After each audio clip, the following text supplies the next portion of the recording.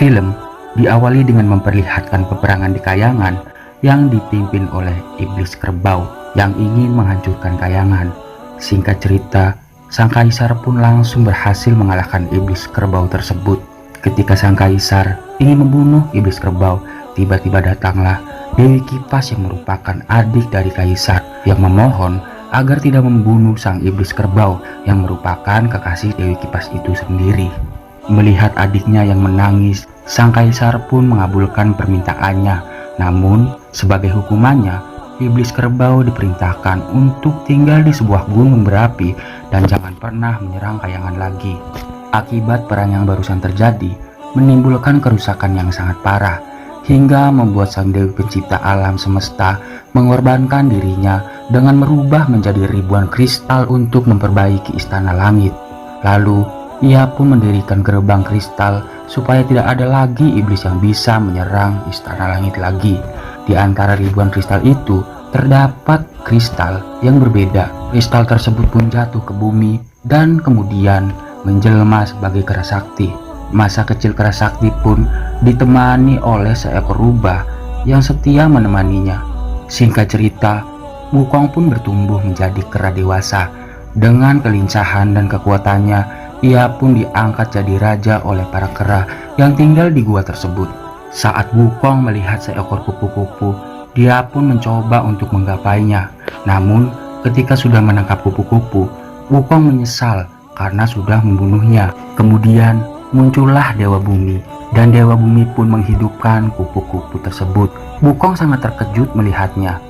Wukong pun meminta kepada Dewa Bumi untuk mengajarinya. Semenjak itulah Wukong diangkat menjadi murid olehnya. Di antara semua murid Dewa Bumi, hanya Wukong yang bisa cepat memahami semua materi yang Dewa Bumi ajarkan, hingga dia bisa menguasai semua jurus Dewa Bumi yang diajarkan. Singkat cerita, malam pun tiba. Saat Wukong dipanggil oleh sang guru pun berkata kepada Wukong bahwa dia sudah saatnya untuk kembali dan melanjutkan hidupnya. Wukong pun memberikan hormat kepada sang guru, lalu ia kembali ke asalnya. Saat Wukong tiba di sana, ia melihat para kera sedang diganggu oleh siluman batu. Dengan sekejap, Wukong pun langsung menghajar dan membuat siluman batu hancur berkeping-keping. Kemudian, Wukong melompat dalam air untuk mengambil senjata di istana Naga Laut Timur. Saat tiba di sana, Wukong menghajar ikan panglima yang sedang berjaga di gerbang. Setelah Wukong bertatap dengan raja, Wukong langsung mengutarakan maksud dari kedatangannya. Kemudian Raja Naga mengambilkan senjata untuk Wukong. Saat itulah Wukong melihat sebuah benda yang ada di peti, dan Wukong pun langsung menyukainya. Dalam perjalanan Wukong, lalu Wukong melihat sebuah pilar yang tertancap di depan istana. Raja menjelaskan bahwa pilar itu diturunkan dari langit untuk menjaga keseimbangan laut, dan sekaligus adalah senjata yang tidak pernah terkalahkan. Kemudian, Raja menantang Wukong untuk mencabut pilar tersebut. Tak disangka, pilar tersebut berhasil dicabut oleh Wukong dan menimbulkan pusaran air dan gempa bawah laut yang mengakibatkan terjadinya tsunami besar. Akibat kejadian tersebut, tempat tinggal siluman kerbau dan Dewi Kipas pun terkena tsunami. Dia dan istrinya sang Dewi Kipas berusaha untuk menghentikan tsunami tersebut yang mulai menenggelamkan dirinya dan berpindah ke Gunung Kera. Saat para kera sedang memergoki siluman, tiba-tiba Wukong pun datang dan menyadari siluman tersebut adalah si rubah putih, teman lama yang setia menemani Wukong. Dan Wukong pun sangat senang karena bertemu dengan teman lamanya. Wukong pun mengajak siluman rubah putih untuk tinggal bersamanya. Mereka pun bercerita satu sama lain. Di malam itulah mereka saling mengenalkan dirinya masing-masing. Nama siluman rubah itu ternyata adalah Rus. Mereka bernostalgia hingga tak terasa mentari pun tiba. Kemudian mereka diserang oleh Nacha akibat ulah Wukong yang sudah menghancurkan Laut Timur.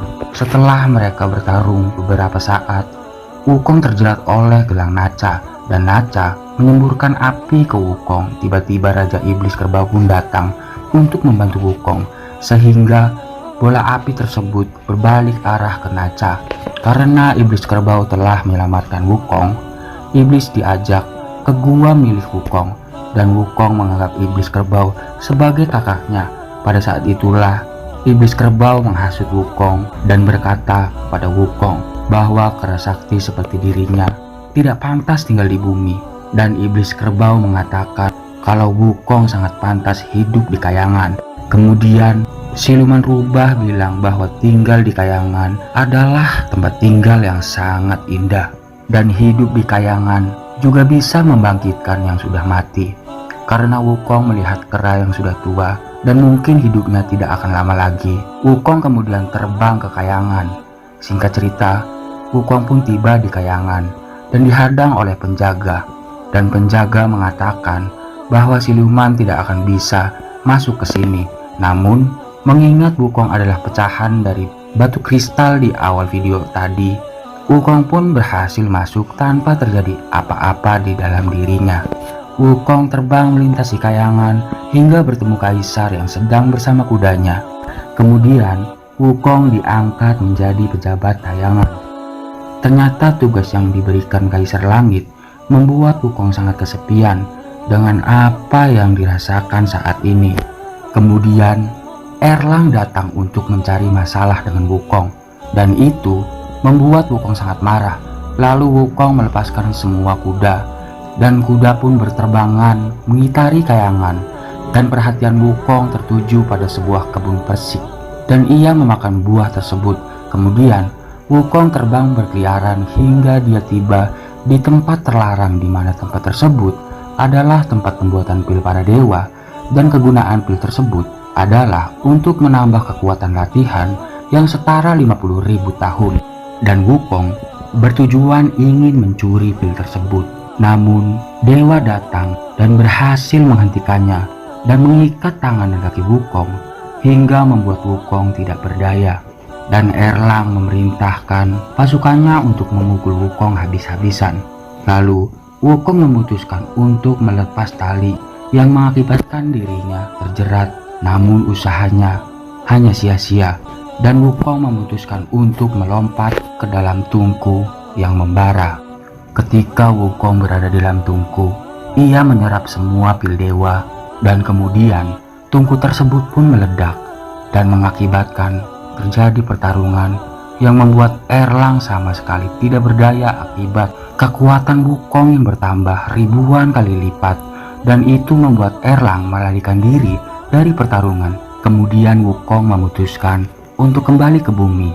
Betapa terkejutnya Wukong saat melihat tempatnya dan para kera di sana, melihat siluman rubah yang tidak bernyawa lagi.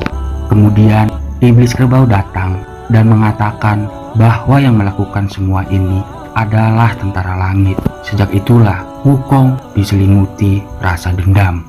Lalu ia terbang menuju kayangan, dan penjaga pun diamuk oleh Wukong. Dia pun menghajar kristal menjadi berkeping-keping. Dia tidak tahu bahwa kejadian tersebut adalah ulah dari iblis kerbau. Kemudian Kaisar Langit memerintahkan semua prajuritnya untuk melawan Wukong. Pada saat itu Wukong menggunakan jurus 1000 bayangan untuk pertarungan tersebut, dan istana langit diporak-porandakan oleh Wukong. Tiba-tiba iblis kerbau masuk ke dalam kayangan dan terlibat pertarungan kembali dengan Kaisar Langit. Saat Dewa Bumi ingin membantu Kaisar, namun Dewa Bumi tewas dan memperlihatkan kepada Wukong tentang apa yang sebenarnya terjadi. Saat itu juga Wukong menyadari. Kemudian Kaisar Langit tumbang di tangan iblis kerbau. Lalu datanglah Wukong dan pertarungan sesungguhnya baru dimulai. Mereka pun bertarung, dan di dalam pertarungan itu Wukong tewas di tangan iblis kerbau. Namun di saat itu muncul Dewi untuk memberikan pertolongan kepada Wukong. Lalu Dewi Kuan Yin menuangkan air kehidupan untuk menghidupkan Wukong kembali. Wukong pun hidup kembali dengan kekuatan yang bertambah besar, sehingga membuat siluman kerbau menggunakan jurus andalannya dengan merubah dirinya menjadi seekor kerbau raksasa. Sementara Wukong juga merubah dirinya menjadi kera raksasa. Wukong berhasil mengalahkan iblis kerbau dan melempar keluar dari kayangan dan jatuh ke bumi. Singkat cerita, beberapa tahun kemudian, Dewi Kipas bersama anaknya tetap setia menemani iblis kerbau yang sudah hilang kesaktiannya.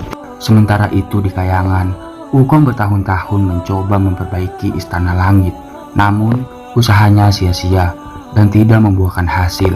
Lalu Wukong menerima hukuman dari Sang Buddha dan ia dikurung selama berabad-abad di Gunung Lima Jari. Film pun tamat. Sampai jumpa di video selanjutnya.